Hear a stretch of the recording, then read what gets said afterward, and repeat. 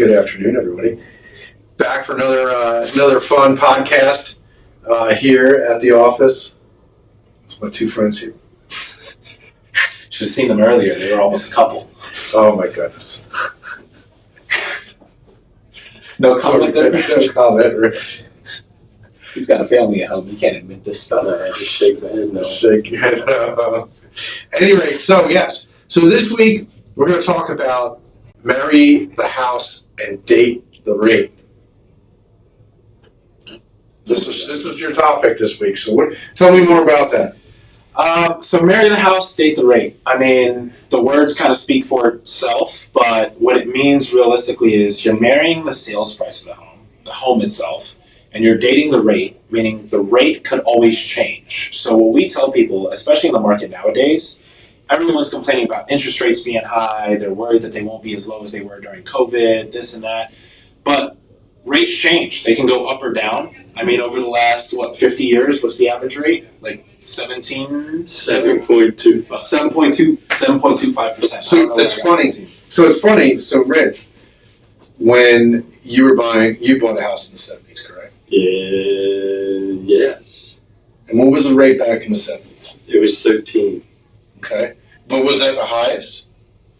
No, it wasn't the highest. It was the highest. I think that was one point, wasn't it, at 18%? Yes. What was that, 73? Something like that? Towards the Carter era. So like later 70s. Yeah, so it was been after I graduated from college. So yeah, like 78. Yeah, 78, 79. And that was part of the reason that he didn't win that election. Yeah. Actually, I bought my first house was in the early 80s. Yeah, It was still 13. 13, yeah. Yeah. So rates pretty much, they go up and they go down. Yep.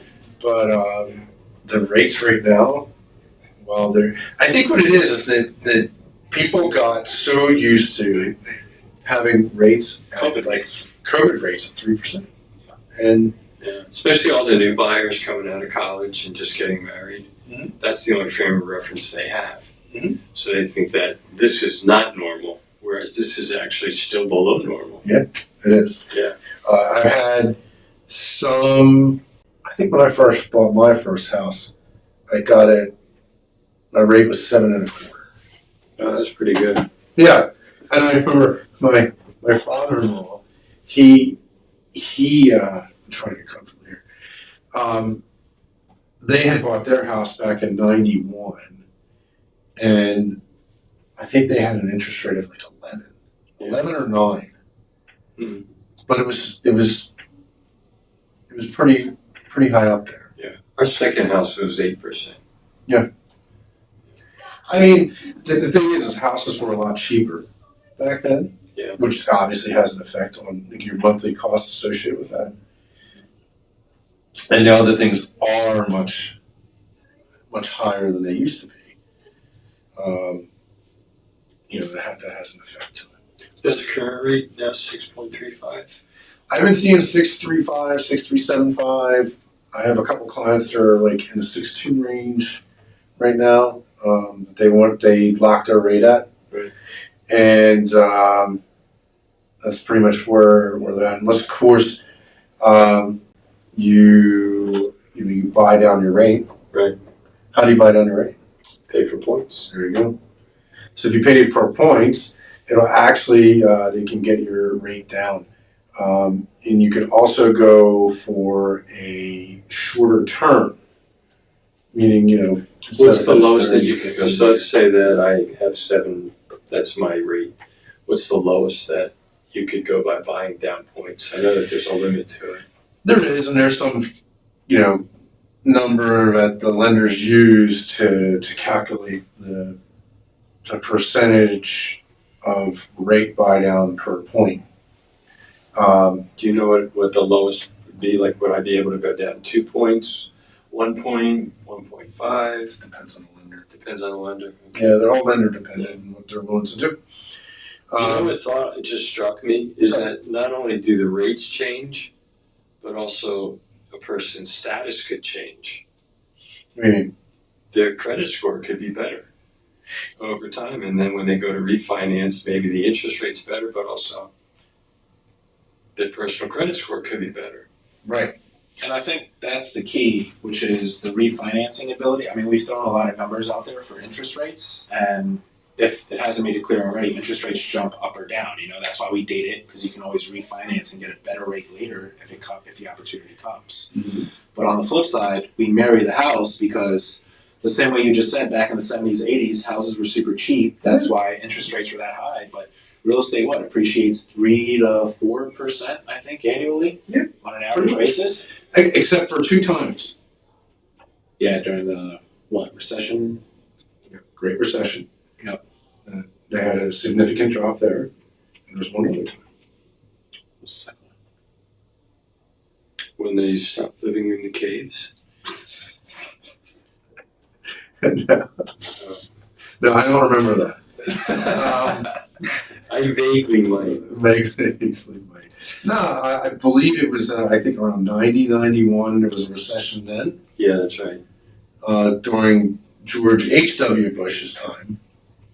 And there was a slight dip. But overall, you're correct. Every year, it's on average 3 to 4% increase, which is why real estate's one of the reasons real estate is a great investment. George H. He's the one that said, "Read my lips, I will not raise taxes." That's correct. And then he raised And taxes. he raised taxes. Yeah. That lost him the election too. So marry or vote, but date the promises. Kind of the same principle, right? That's kind of sort of. in politics? So, But what you were saying though about the rate and your circumstances does have an effect on the rate. yeah, it does. So like when you see a lender and they say, yeah, our best rate right now is 6.375, 0 points. Well, that's if you have, a 720 or 740 credit score. And if you don't, that rate can go up. Mm-hmm. So Do you guys know what your credit scores are? I do. I do. In the 700s. I'm there too. We don't have to get specific though, So I was able to buy last year. I know. So So does buying help your credit score, or? I think it initially hurts it because of the pre-approvals and stuff that you're going through, but in the long run, I think as you make your payments, well, how it's many credit? how much is your credit score going to dip? It's only a few points. It might not dip at all. It may not dip at all. If your credit score is good. So so usually they say that like when you are applying for or looking to start the process, the expectation is that you're going to shop around to probably between 3 to 5 lenders. Right. Yeah. And so the scoring companies, credit companies, they know that within a certain amount of time you're going to check out different companies. Yeah. Generally, it's about a month. About a month. But after that, Yeah. if you keep pinging it, it will have an effect. Or if you go shop around and you apply to 10 different lenders and you pull a hard score every single time, that's going to have an effect. Because the number of pools that you have, that hard pools, has an effect on your credit score. Yeah. So definitely it's something that will play into your to your rate. So I guess bottom line is what we're saying is worry more about the price of the house. Right. Because that's really what you're stuck with for the life of the mortgage. Right. So how much have home prices gone up over the last 3 or 4 years? 9%? Is it higher than that? Oh yeah. Yeah, I mean, I've seen some homes. Oh, that's right, because of bidding wars. Yeah. I've seen some homes in Pottstown and nearby townships and stuff sold for like $280, $290 back in 2019, 2020. Now they're going for $350, $400. Yeah, it's crazy. That's true. Yeah, it's pretty wild. So so if you're, granted, we know that the scores are going to come up and go down as far as the interest rates. Right. But if properties are increasing in value every year, Right. Could you imagine if you bought a house 3 or 4 years ago? You'd be sitting on a good amount of equity. Yep. Versus if you didn't, because you're like, I'm going to wait till the Rates drop. rates drop or whatever. And Missed out on that you opportunity. missed out on an opportunity. It could be an extra $30,000-$40,000 in equity. Now the same home you're looking at 3 to 4 years later, while you were waiting for rates to drop, is instead of it being worth 280, is now being sold for 350, 400. So it's like on the back end, whatever you might have saved in your rates, you're paying for in the house itself, and that's something you won't be able to run away from. I just was looking at the possibility of that triplex that they bought for 280. Now triplexes where they are, 500,000. Yeah. It's like So you got a ton 200,000. of equity in that. Yeah. Oh yeah. So timing is important. Just like there's a lot of different factors with real estate that are important, like location, right? Yeah. The timing of when you buy has an effect as well. So that's why you brought it up. Yeah. You know, marry the house, date the rate. Date the rate. Well, next week we look forward to hearing from you guys, or if you have any topics that you want us to cover. I've got two. You do have a topic. I have two. Oh, what would you like to talk about? Getting special. Well, let's go on to our next podcast. Save it for the next podcast. Look at that. Yeah, give us fodder to talk about. Okay. Well, everybody, hey, we appreciate you watching our podcast. And again, just if you have questions or if you want a specific topic to be covered, give us a call or shoot us a text. 267 758.